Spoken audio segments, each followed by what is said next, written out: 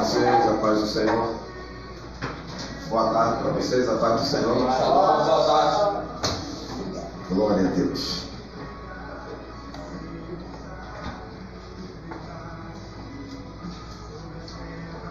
Gênesis 12.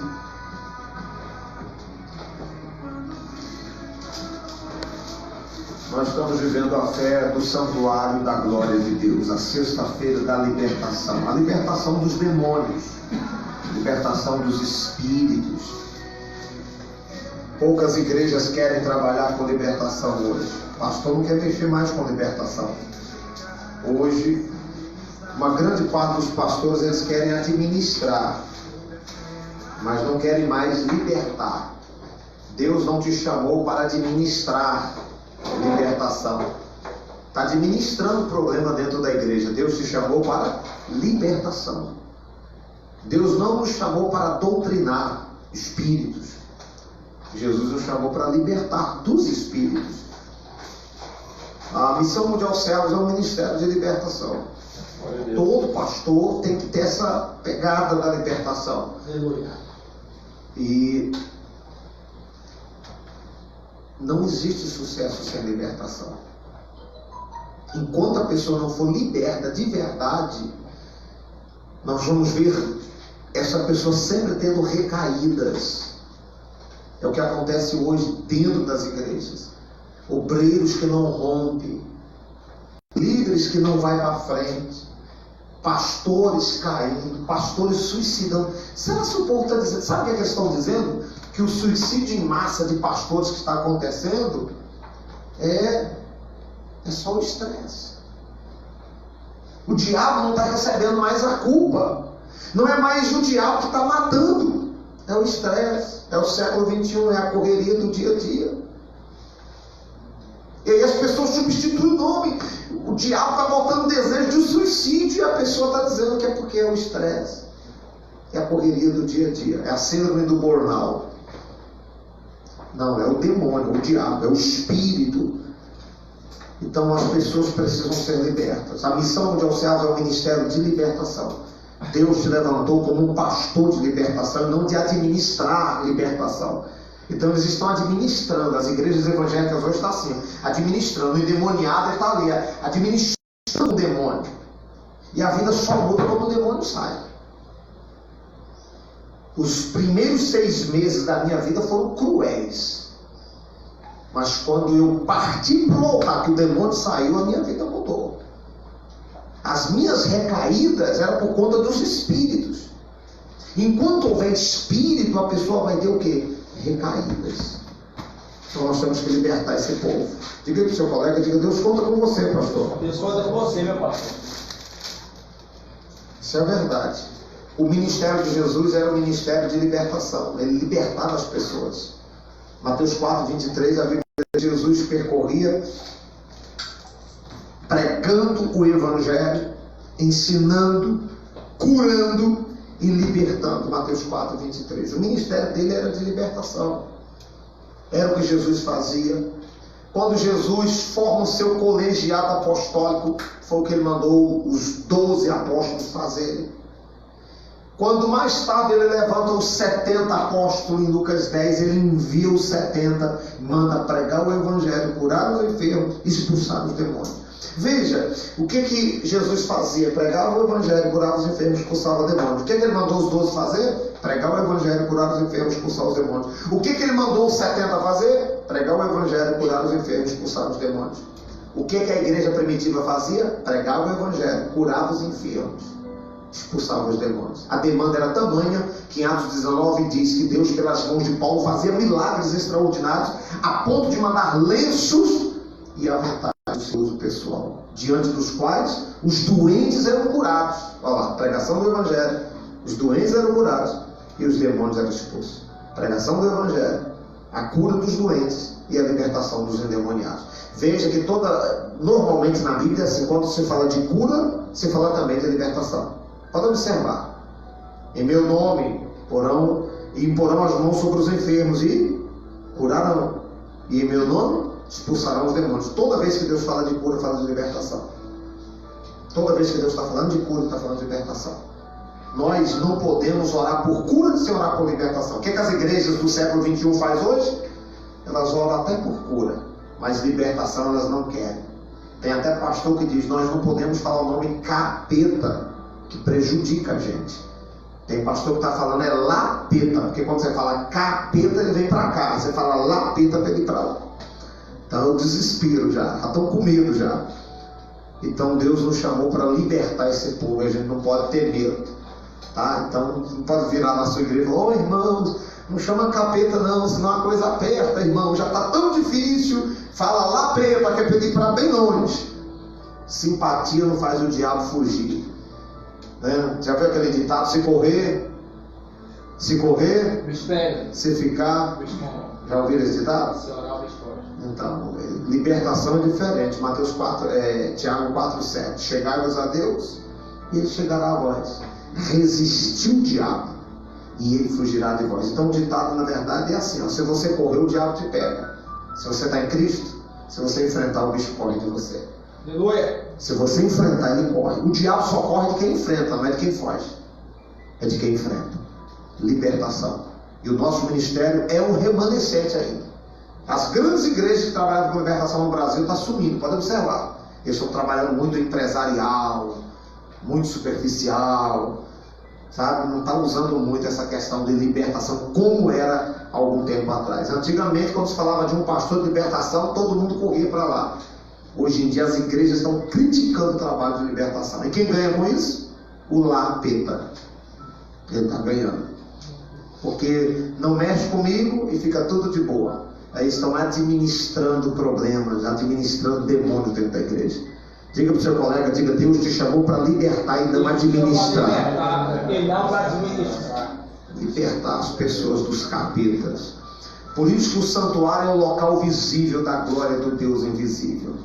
A igreja móvel da aliança. A igreja hoje, nós temos aqui o templo de tijolos e etc e tal.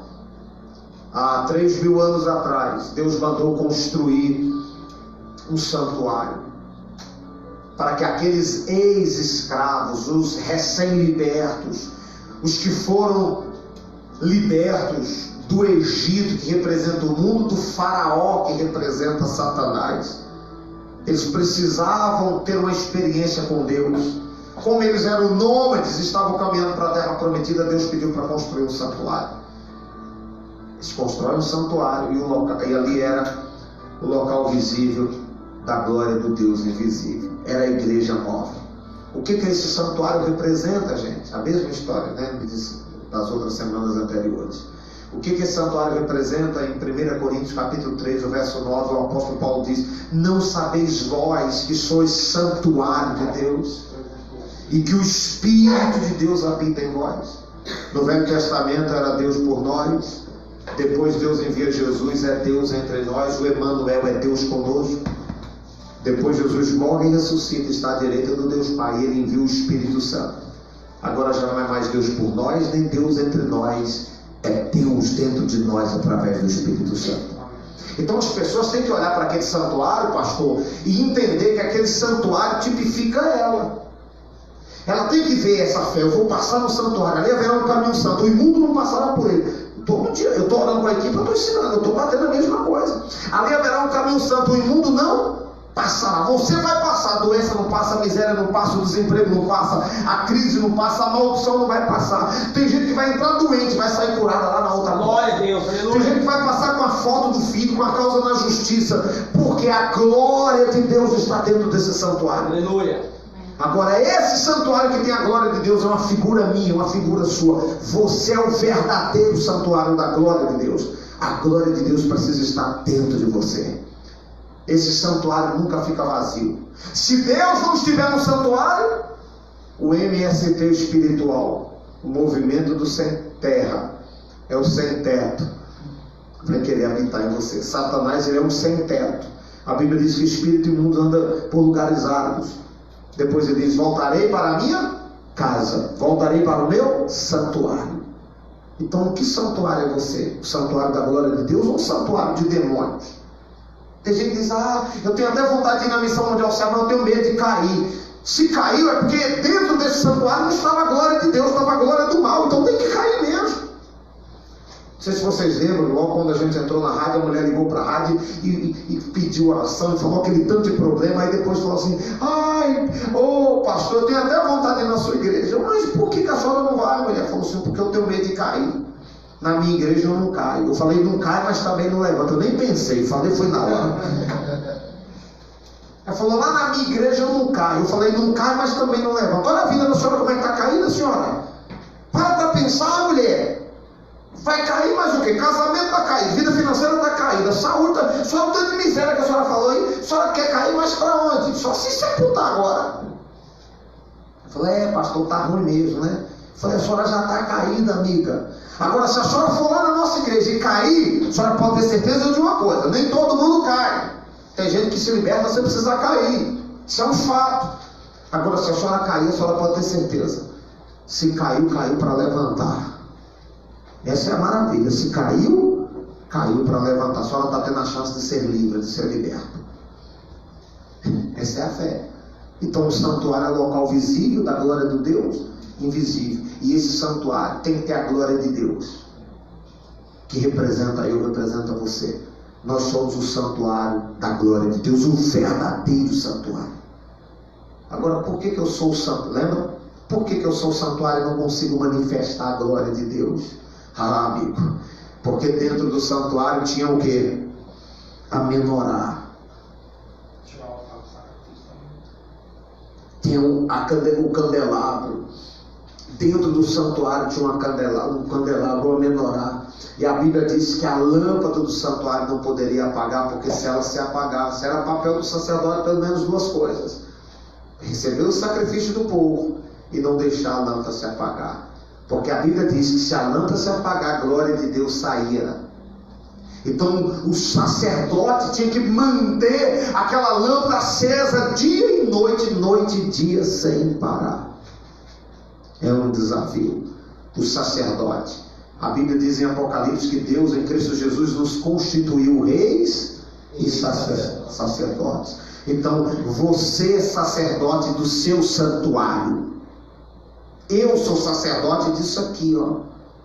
É função sua manter o sacrifício e manter a lâmpada acesa. É função nossa. Não pode ficar escravo do pastor. Não pode ficar escravo do pastor. E por que eu sou um santuário e a glória de Deus não brilha? Porque as lâmpadas se apagaram. E aí, a recapitulada faz bem, né? Primeira lâmpada do santuário que nós acendemos? Fé. A fé. A qualidade de vida que você quer vai depender da qualidade de fé que você tem. Por que eu sou o santuário da glória de Deus e não manifesto a glória de Deus? Porque a lâmpada da fé está apagada. Então, na primeira semana nós falamos da fé. Na segunda semana nós falamos dos sonhos. O sonho é poderoso. Abraão é o pai da fé. Nós estamos no santuário falando sobre Abraão, trabalhando esse personagem bíblico que tem um modelo de fé. Então ele é o pai da fé. Abraão, o pai da fé, tinha um grande sonho. Ele queria ser pai.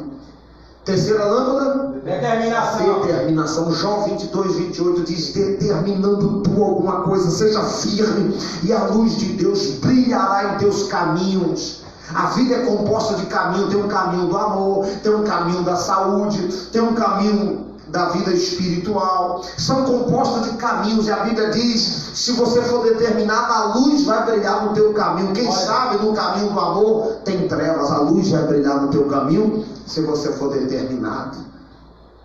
E hoje nós vamos falar sobre a perseverança.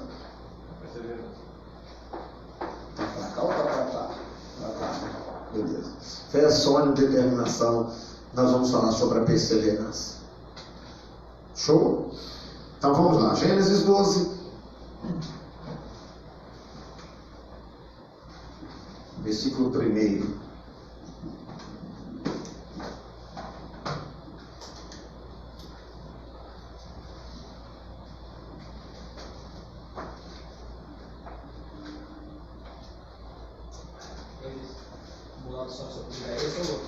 Oi? Nada do corte. Manda tudo. os condes lá de Barreiras, né, que eles estão que eles estão fazendo e tal. Eu vou mandar o exemplo de Goiânia para você ver. Gênesis 12, ora, verso 1. Ora, o Senhor disse a Abraão: sai-te da tua terra, da tua parentela, da casa do teu pai, para a terra em que eu te mostrarei, e far-te-ei uma grande nação, e abençoar-te-ei, e engrandecerei o teu nome, e tu serás uma bênção. Não é tu terás, tu serás. Há uma diferença entre ter e ser. Tem gente que tem, quem tem perde, quem é nunca perde. Quem vai para a igreja só para receber milagre, até recebe um milagre. Mas quem vai para a igreja para se encontrar com Cristo não recebe um milagre, ele é o próprio milagre. Quem busca a bênção recebe, mas quem busca o abençoador tem mais ainda, porque toda hora que você precisa de bênção, ele te dá. Ele é uma fonte inesgotável de bênçãos. E aí dá essa diferença, isso é bacana. Abençoarei os que te abençoarem, amaldiçoarei os que te amaldiçoarem, e em ti serão benditas todas as famílias da terra. Assim partiu Abraão, como o Senhor lhe tinha dito, e foi Ló com ele. E era Abraão da idade de quantos anos? 75 anos quando saiu de Harã. Então Abraão é o pai da fé monoteísta para as 3 maiores e principais religiões do mundo. Abraão, ele é o pai. Pai significa aquele que dá início, aquele que tem um modelo, aquele que tem um padrão. Deus é pai, porque o que não existia passou a existir, porque Deus é pai. Quem é pai cria, dá início. O diabo é pai da mentira. João 8,44. Quem mente é filho do diabo, porque ele é mentiroso e pai de toda mentira. Pai significa aquele que dá início. Abraão é pai da fé. Por que pai da fé? Porque ele dá início. Gente, isso aqui é poderoso, isso aqui é chave de convencimento. O pastor que ministra nesse estilo, ele quebra todo o argumento do que ele vai falar depois. Você já quebra o argumento daquele que endurece a cerviz dentro da igreja, aquele que é obturado, aquele que é engessado. Você quebra todo e qualquer argumento dele, porque Abraão é o pai da fé, ou seja, pai é aquele que dá início. E Abraão deu o quê? Início ao modelo de fé que funciona. A maior frustração na vida de uma pessoa é ter fé e não ver resultado. E em Abraão nós vemos o resultado. O resultado da fé de Abraão, porque ele é o pai, ele deu início ao modelo de fé. E qual o padrão de fé? Pai é aquele que dá início, ele tem um modelo. Qual o padrão de fé que nós podemos aprender com Abraão aqui?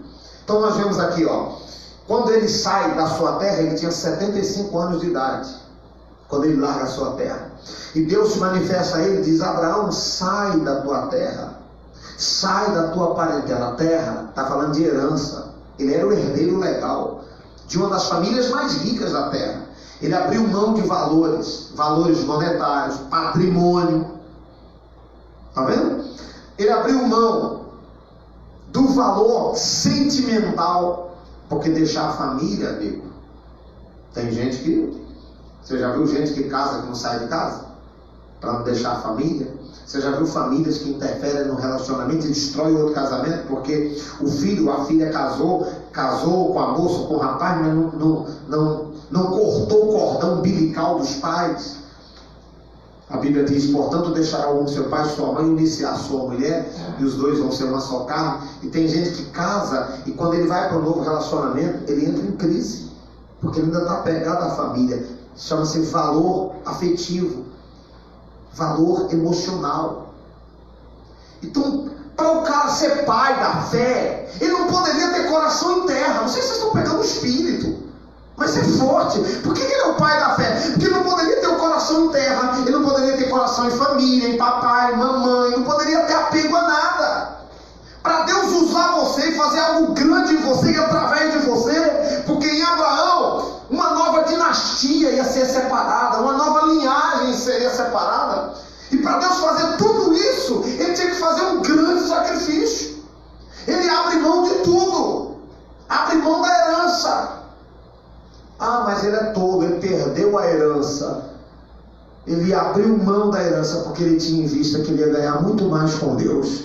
Só tem coragem de abrir mão de valores quem tem certeza que o que ele vai receber com Deus é maior do que aquilo que ele está deixando, o que Deus pede para ele deixar. Você consegue absorver isso? O cara é louco, o cara abre mão de tudo e vai. Vai para onde? Para uma terra. Sabia onde era? Sabia, pastor, onde era? É mais maluca ainda. Se você é o pai de Abraão, olha lá, você é o pai, a mãe. Aí chega seu filho e fala: pai, mãe, já arrumei as coisinhas aqui, os panos de bunda, estou partindo. Partindo para onde? Deus me chamou. A palavra chamado vem de chama, tem um fogo aqui dentro. Deus me chamou e mandou eu ir, porque tem uma grande obra na minha vida. Mas e a herança? Estou abrindo mão. Mas e sua família? Deus mandou eu ir. Quem é Deus? Você está indo para onde? Eu não sei. Mas como é que você sai de casa sem saber para onde está indo? Ele disse que ia me levar para uma terra que ele ainda ia me mostrar. Então ele não sabia para onde ia. É diferente você sair daqui de Goiânia para ir para Barreiras. Eu sei para onde eu estou indo.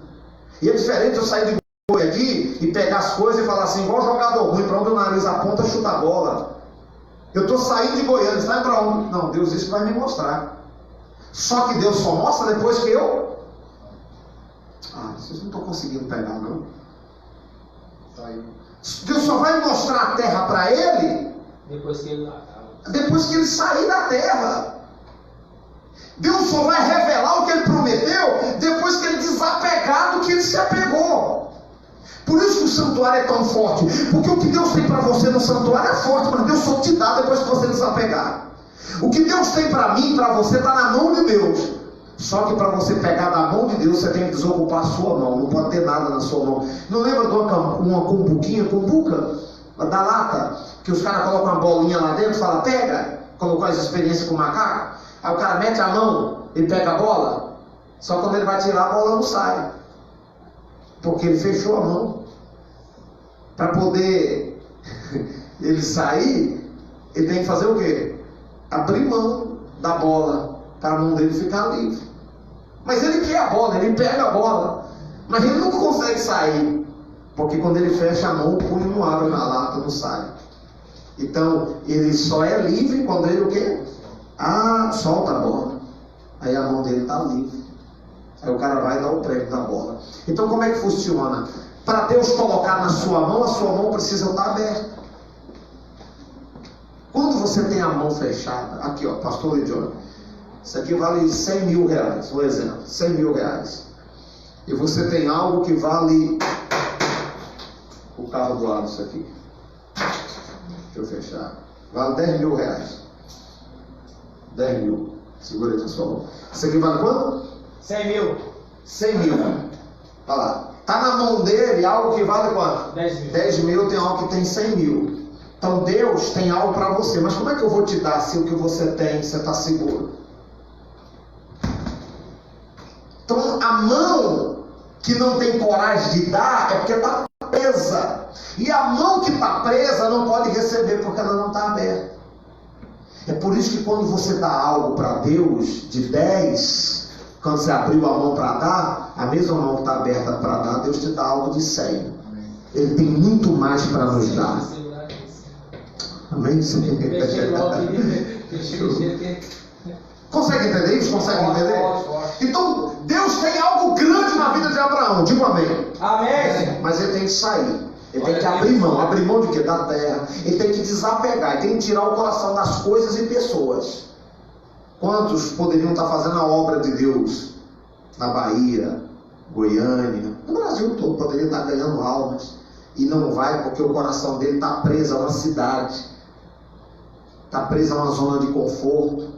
Está preso a alguma coisa. E Deus nunca vai usar uma pessoa que está presa a algo. Para Deus usar, Deus diz, sai, abre mão da tua terra, da tua parentela, da casa dos seus pais e vai. Para onde? Eu não sei, porque viver pela fé é isso. Eu vejo o invisível, acredito no inacreditável e como recompensa Deus me dá o impossível. O cara sai andando, para onde, Abraão? Eu não sei, mas Deus disse que vai me dar, pai. Deus disse que vai me dar, mãe. E ele foi rumo à terra que Deus havia prometido. Com quantos anos? 75. Então nós vemos aqui o pai da fé, trazendo para mim e para você o princípio. Quer ver a fé funcionar? Renúncia. Quer ver a fé funcionar? Renúncia. Diga comigo, quer ver a fé funcionar? Quer ver a fé funcionar? Renúncia. Então não existe funcionamento da fé sem a abertura de mão daquilo que você está colocando no seu coração. Não é pecado ter dinheiro, não é pecado ter posses. Pecado é quando o dinheiro tem você, as posses te possuem. Isso é pecado. Então você não pode colocar o coração naquilo que você tem, porque a mão fica fechada, e a mão que está fechada também não consegue estar aberta para receber o que Deus der. Amém? Então ele é o pai da fé, porque nele nós aprendemos primeiro renúncia. Vou falar 3 coisas. Nele nós aprendemos renúncia. Segunda coisa que nós aprendemos nele, quantos anos foi que ele saiu? O verso 4 aí: assim partiu Abraão, como o Senhor lhe tinha dito, quer dizer, do jeito que Deus disse. E ele já tinha quantos anos? 75 anos. De repente você acha que está velho para Deus te usar na obra. O cara estava com 75 anos começando o ministério dele. Vai começar o chamado com 75 anos. Aí você vai passar Gênesis 21.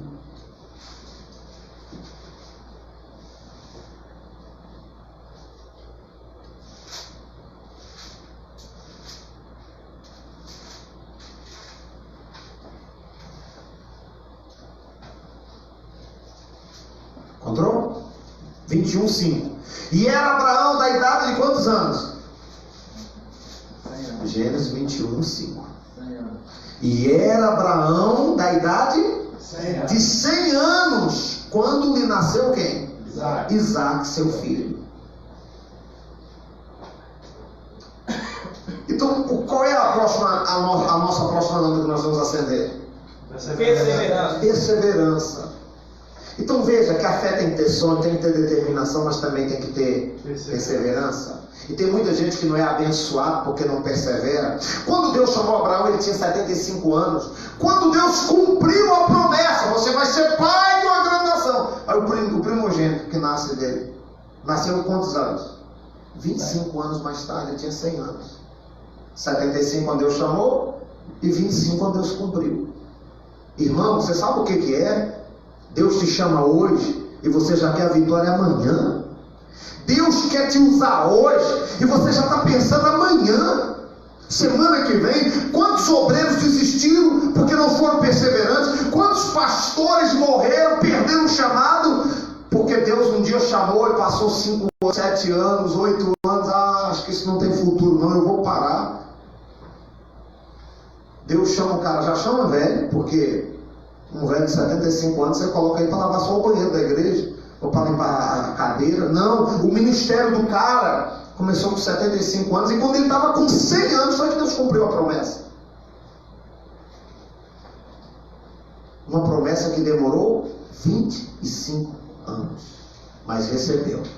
Deus prometeu, e ele cumpriu. E Abraão só recebeu porque ele foi o quê? Perseverante. Quantas pessoas começaram o santuário e pararam na metade? Show? Quantos começaram a igreja, Missão Mundial dos Céus aqui e desistiram? Quantos pararam? Você conhece alguém que desistiu? Obreiros que desistiram? Pastores que desistiram? Em toda a Bíblia, nós vemos Deus cumprir a promessa. Mas o requisito fundamental para que a promessa se cumpra é que Deus exigia sempre uma perseverança. Sabe? Mateus 15:21, a mulher Sirofenícia vinha clamando: Senhor, filho de Davi, tens compaixão de mim, a minha filha está em casa miseravelmente endemoniada. A Bíblia diz, e Jesus não lhe respondia palavras. Os discípulos o repreendiam para que ela se calasse. Diz o texto sagrado que ela, porém, gritava cada vez mais: Senhor, filho de Davi, tens compaixão de mim. Então os discípulos falaram assim: moço, o mestre não vai abençoar essa mulher não. Foram lá nela e falaram: mulher, despede, vai embora. Está vendo que o mestre está lá na frente? Senhor, posso mandar embora? Aí a mulher, quando viu que os discípulos estavam sendo contra ela, o que ela fez? Caiu os pés e adorou. Mateus 15:21. Ela se prostrou. Jesus olhou para ela e disse: mulher, grande é a tua fé. Ela era uma mulher cananeia, uma mulher cirofenícia, não fazia parte da comunidade da fé, não tinha direito a nada, mas existia nela uma fé e uma perseverança. Não tinha direito à bênção, mas tinha fé e tinha perseverança. Abraão era um pagão. A história conta que Deus tirou Abraão da idolatria. O pai de Abraão tinha uma fábrica de ídolos. Deus pega um pagão para moldar no pagão a história da fé que funciona, para que desse pagão ele saísse uma linhagem, dessa linhagem saísse o Salvador da raça humana, e nós não fôssemos para o inferno. Que projeto maravilhoso de Deus. Pega um pagão do paganismo, da idolatria, do centro da idolatria, tira ele de lá. Abraão, o que eu tenho para fazer na tua vida é grande, cara. Agora seu pai idólatra vai atrapalhar, porque tudo aquilo que Deus pede para a gente abrir mão é porque de alguma forma vai nos prejudicar. E se Deus está pedindo para a gente abrir mão, de que de alguma forma Deus tem algo muito maior e melhor lá na frente. Então sai daí e vai, porque o que eu tenho para fazer na tua vida não é aí, é lá. Por isso que quem não tem coragem de se lançar na obra não cresce. Eu não acredito que uma pessoa cresce na obra, na zona de conforto. Aqui é tão bom, porque aqui eu tenho o meu emprego. Se a obra não der certo, o meu emprego me segura. Esse povo não experimenta o crescimento. Você acha que experimenta? Esse tipo de pastor cresce? Qual é o pastor que cresce? É o pastor que tem coragem de falar assim: eu vou ver se Deus é comigo mesmo. Ou vai o racho, arrebenta a tampa da caixa e se lança pela fé. Aí ele experimenta o cuidado de Deus todos os dias na sua vida. Então Mateus 15, 21, a mulher perseverou. Marcos 5, a mulher do fluxo de sangue, ela saiu de casa fraca e ela dizia: eu vou tocar e vou ser curada. E quando ela chegou lá tinha uma multidão de gente e ela não desistiu, ela entrou no meio da multidão e tocou e ela foi curada. O cego de Jericó: Senhor, filho de Davi. E a Bíblia diz que ele não respondia palavras, mas o cego desistiu? Não. Desistiu? Não. Perseverou. Então na Bíblia nós vemos que perseverança é um fator fundamental para quem tem fé e quer ter resultado. Tem que ter perseverança. Deus chama Abraão, o pai da fé, tinha 75 anos de idade. Deus disse: você vai ser uma bênção. Aí Deus cumpre a promessa só 25 anos mais tarde. 25 anos mais tarde, o cara está lá lutando. Você vê que em Gênesis 15 até desânimo ele deu, né? Gênesis 15 deu até vontade de parar. Deus chama Abraão e anima. Renova a aliança, faz outro sacrifício. Que assim, sacrifício em sacrifício, até a gente chegar lá. E agora o cara está lá com 100 anos de idade. Deus se manifesta e cumpre a promessa.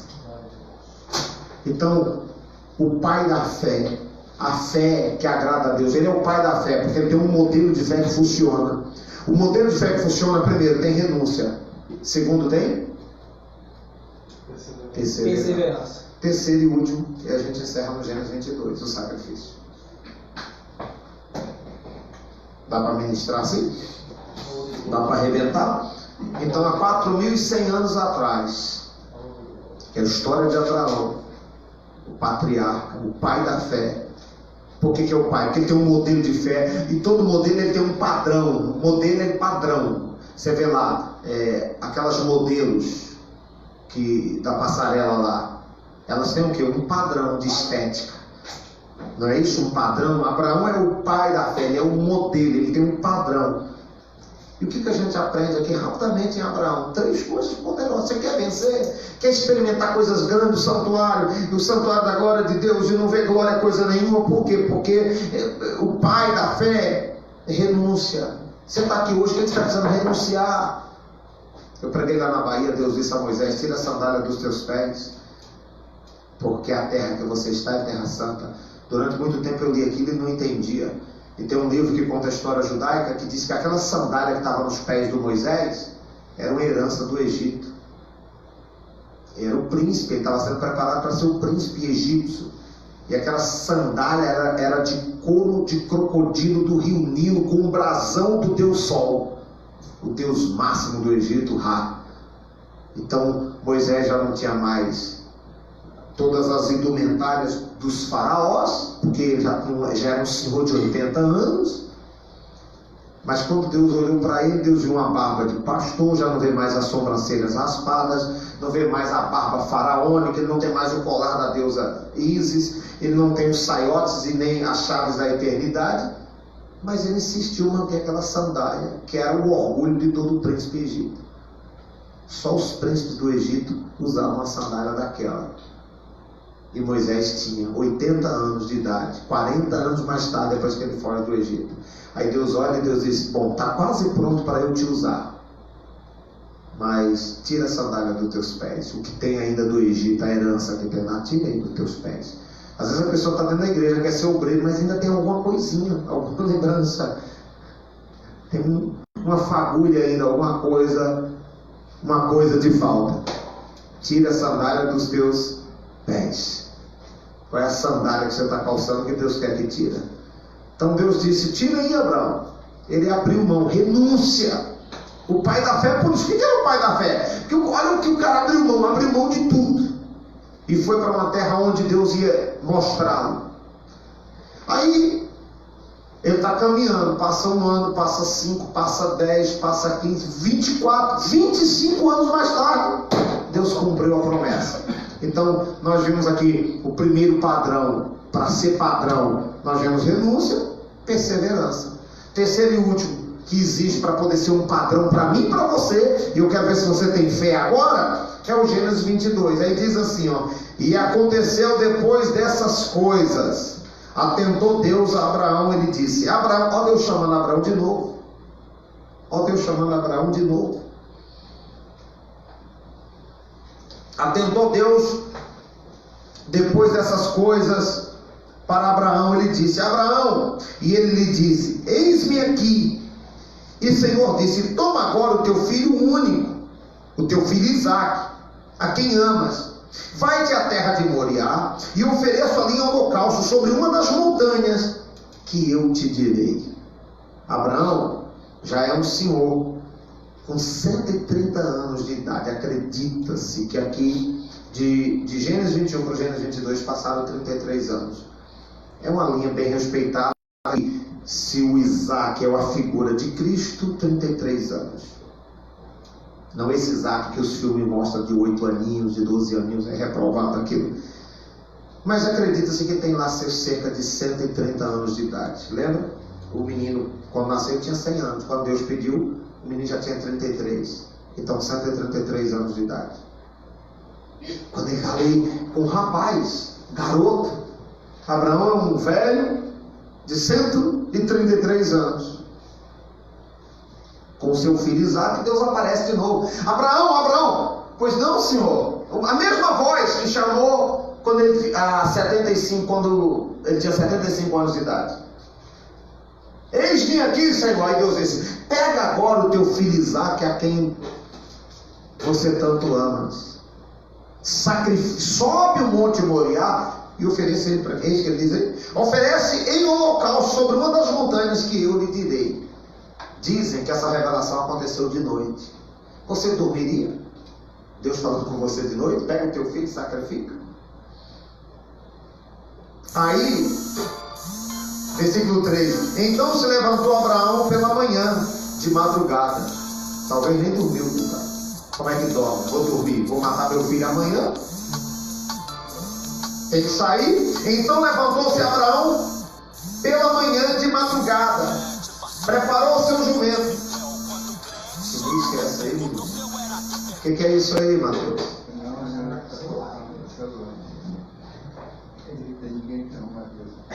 Então se levantou Abraão pela manhã de madrugada e preparou o seu jumento, e tomou consigo 2 dos seus moços e Isaque, seu filho, e fendeu lenha para o holocausto. Levantou-se e foi ao lugar que Deus lhe dissera.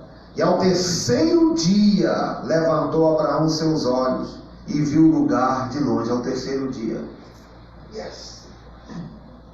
Presta atenção. E disse Abraão a seu moço: ficai-vos aqui com o jumento, eu e o moço iremos até ali, e havendo adorado, tornaremos a vós. Tomou Abraão a lenha do holocausto e pô-la sobre o Isaque, seu filho.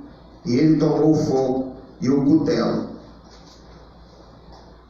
E foram ambos juntos. Então falou Isaque a Abraão, seu pai, e disse: meu pai.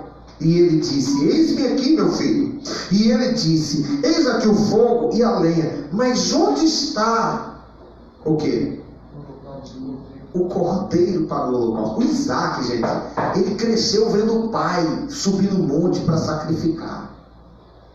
Ele cresceu vendo o pai. Dizem que filho segue conselho, filho segue exemplo. Ele cresceu vendo o pai subir nos montes com o cordeiro. A lenha era normal, o cutelo era normal, a tocha era normal. Agora, não era normal ele sair sem um cordeiro. O Isaque cresceu vendo isso, o pai sacrificando o cordeiro. E agora ele diz assim: meu pai, engraçado, a lenha está aqui, a lâmina que vai decolar o cordeiro está aqui, o fogo está aqui. Meu pai, cadê o cordeiro? E o cordeiro onde está? É a música, né? Seu coração sangrou. Então tá aí. Onde está o cordeiro para o holocausto? Qual é a resposta dele?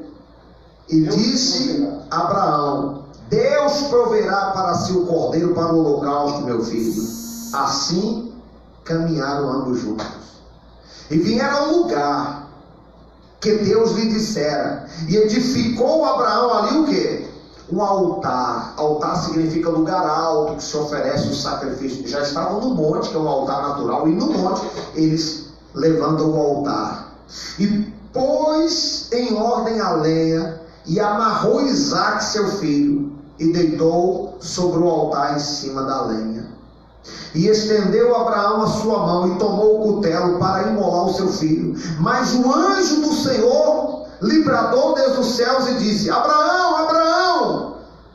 E ele disse: eis-me aqui. Então lhe disse: não estenda a tua mão sobre o moço e não faça nada, porquanto agora sei que temes a Deus, porquanto não me negastes o teu único filho.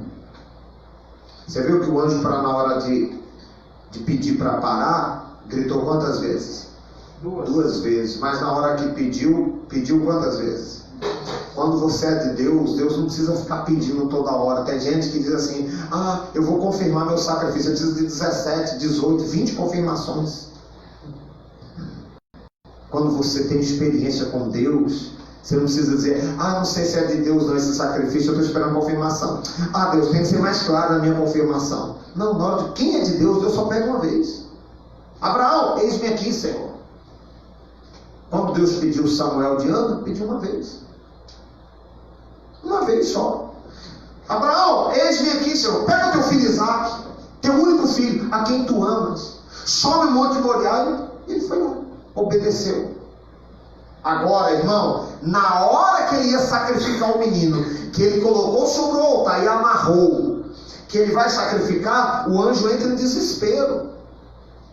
E ele não grita só uma vez, ele entra em desespero e grita: Abraão, Abraão! Você observou aí?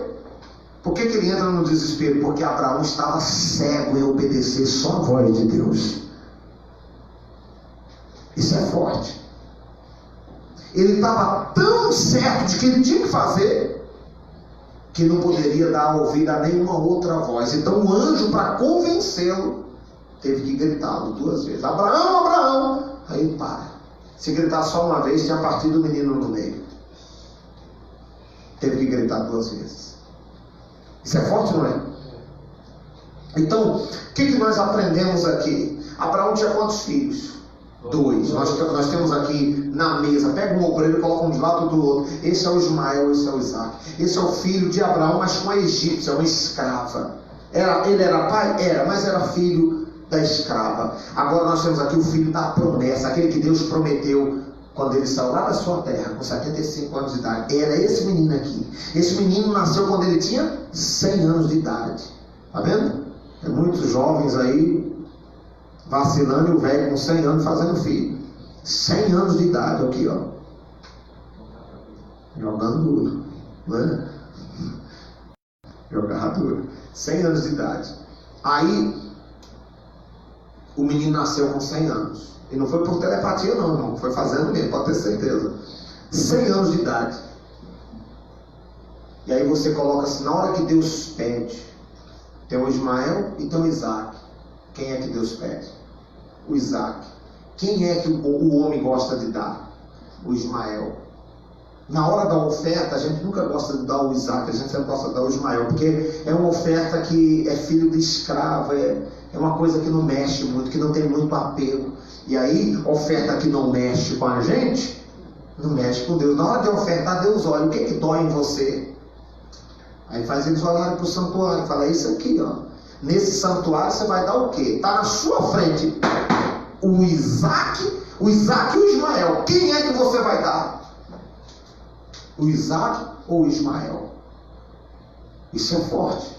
Porque tem um monte de gente na sua igreja que já preparou o Ismael. E ele está crente que o Ismael é o Isaac. Está crente que o Ismael é o Isaac. Você pode observar aqui, ó. Eu não quero nem alongar muito, para você não se perder na hora de ministrar. Mas diz aqui, ó.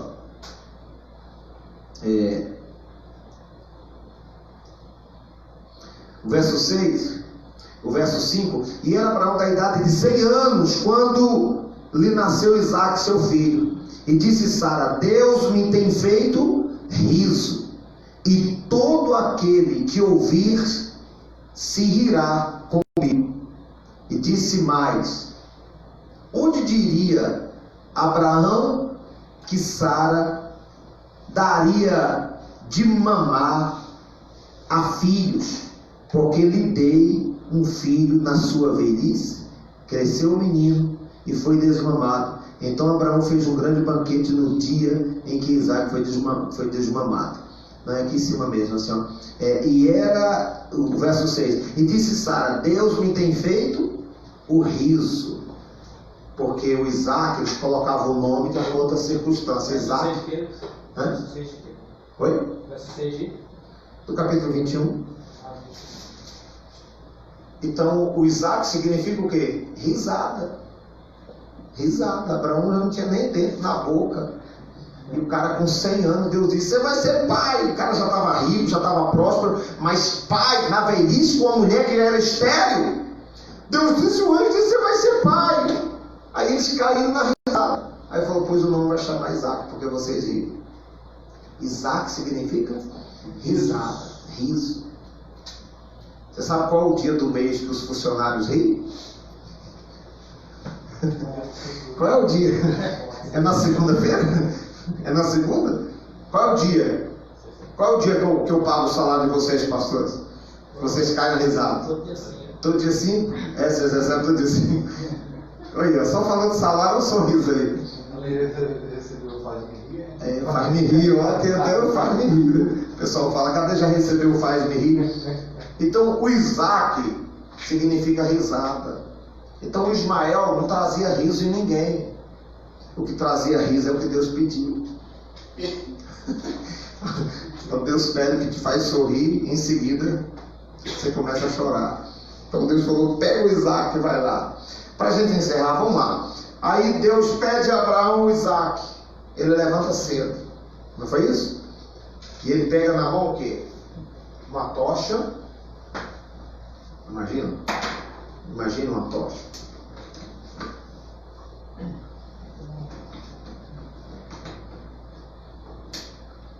Naquele tempo não tinha isqueiro, não tinha gasolina e faísca poderia. O cara tinha que sair com fogo de onde? O fogo tinha que sair de onde? De casa. Ele já tinha que sair de casa. Tinha que sair de fogaceiro. Então, gente, quem está vivendo na fé do santuário, ele não pode deixar para pegar fogo aqui não, senão está lascado. Você já tem que sair de casa com o quê? O fogo já tem que sair de casa. A mulher do fluxo de sangue, ela está com fogo de onde? De casa. Eu vou então somente tocar e eu serei curado. O fogo já tem que sair dentro de casa. Imagina aquela pessoa falar, tem que ir na igreja hoje. A tocha está apagada. Então o cara já saiu com fogo de casa e foi até o altar.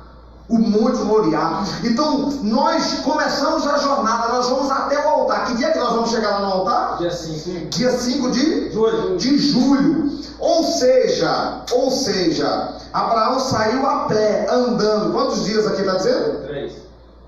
3 dias, com a tocha na mão. Isso representa a fé, o fogo do Espírito. A fé você não pode deixar apagar. Agora, vamos viver há 4.100 anos atrás, um senhor com 130 anos de idade. Eu pesquisei ali na fonte, no rodapé, de onde ele saiu para chegar onde ele queria, tinha 80 quilômetros. 80 quilômetros. Um senhor com 130 anos de idade, com menino, com o jumento carregando a lenha, os seus servos, e ele era quem cuidava da tocha, porque era ele que tinha quem sacrificar. E ele andava com aquela tocha sem deixar apagar. Já pensou você pregar com a tocha na sexta-feira agora? Você pegar lá uma tocha aí. Você já ligou uma vela, acendeu uma vela em casa, na época que acabou a energia, e você coloca ali, e quando vem um vento, não é um desespero para você segurar aquilo, porque onde é que está a caixa de fósforo agora? Você tem que manter a vela acesa. Abraão tinha que manter aquela tocha acesa. Não era sair de casa cantando, vamos lá, filho, e o monte era aqui ao lado da casa dele. Não, ele caminhou 3 dias e 3 noites para poder chegar onde ele tinha que chegar para sacrificar. Então ele tinha uma jornada de 80 quilômetros. Falta quanto tempo para nós chegarmos lá? Falta quanto tempo? Falta 3 semanas, é os 3 dias. Por isso que essa mensagem vai ser forte. Porque ele teve que manter a tocha aberta naqueles 3 dias até chegar lá. Faltam 3 semanas, gente. Faltam 3 semanas aqui, ó. Nós vamos pular para aqui agora, ó. Nas 3 semanas que faltam, nós temos que preservar a tocha para que o sacrifício Deus possa receber. Eu tô na reunião, já te retorno. Estou na reunião. Tá bom. Entendeu? Então faltam 3 semanas e nós temos que preservar essa tocha. E não deixar. Vai vir ventos, vai dúvida. Tem gente que juntou o sacrifício. Eu disse aqui para os obreiros aqui, eu falei, ó, gente, quando nós lançamos o santuário aqui, crianças pegaram o envelope e ficavam juntando, pegava 10 de um, 5 do outro, e fazia. Criança fazia com R$300, bronze. Crianças faziam com R$300. Criança fazia com R$300. Então bronze, prata, R$500, ouro, R$1.000. Várias pessoas conseguiam fazer assim. Agora, tinha que manter a tocha acesa. Porque a gente via demônio manifestado, o demônio dizia assim, eu fiz ele gastar. O menino adoeceu, eu fiz ele pegar o dinheiro. Deixou apagar a tocha. Então diga para o seu colega, diga, é papel seu deixar a tocha acesa. É manter a tocha acesa. Então o que nós vemos aqui? Nesse modelo de fé, 3 coisas nós vemos aqui. Nós vemos o sai, nós vemos a perseverança, que é a lâmpada que nós vamos acender hoje. Não é isso? Deus prometeu, tinha 75 anos. Quando Deus cumpriu, ele já tinha 100, 25 anos, e aí você vai bater pesado. Você não pode desistir, você tem que ir até o final. O diabo vai fazer de tudo para você parar, mas na vida de fé assim, Deus abençoa quem é perseverante. A Bíblia diz, aquele que perseverar até o fim vai ser salvo. Então tudo tem que ter uma perseverança. Todos os personagens bíblicos só foram abençoados porque tinham perseverança. Terceiro e último, por que esse homem é o pai da fé? Porque ele teve coragem de sacrificar quando Deus pediu. Ele deu Isaac quando Deus pediu. Não deu Ismael. O que você vai apresentar aqui nesses 3 dias que faltam? Ou seja, nessas 3 semanas restantes. Fora de hoje, mas 3 semanas. O que você vai colocar no altar? Não é o Ismael, é o seu Isaac. E aí pronto. Quem pegou, vem aqui na frente, vamos ver, vamos consagrar. Quem não pegou, você vai pegar agora. Beleza aí? Algum comentário?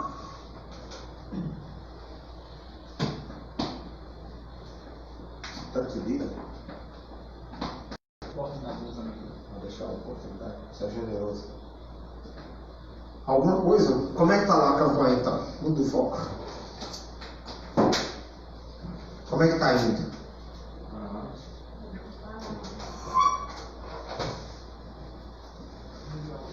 parar, mas já falei por isso. Com medo de quê? Esperar cortar, né? Vai falar alguma coisa errada? Aposto isso o seguinte, aquilo que eu falo na reunião pastoral, subo do telhado e falo, rapaz. O pessoal diz assim, ai Daniel, o cara não é pastor, está na reunião de pastores, Daniel. Você fica deixando, Daniel. Eu falo, não tem nada a esconder não, gente. O que eu falo na reunião pastoral, eu falo é no púlpito da igreja. Na verdade,